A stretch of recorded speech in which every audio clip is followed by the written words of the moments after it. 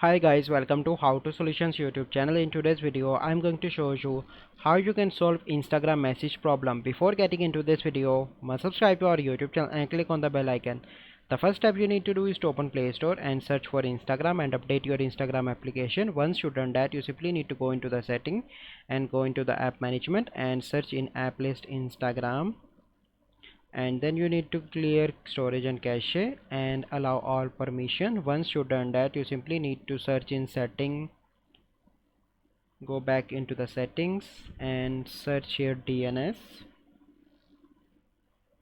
and click on private DNS and click on private DNS provider hostname and write here dns.google.com, and then you need to save that.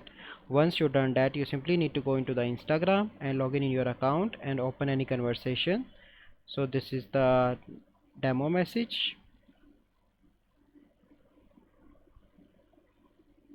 So here you can see that Instagram message problem solved. So by following these steps you can easily solve Instagram message problem.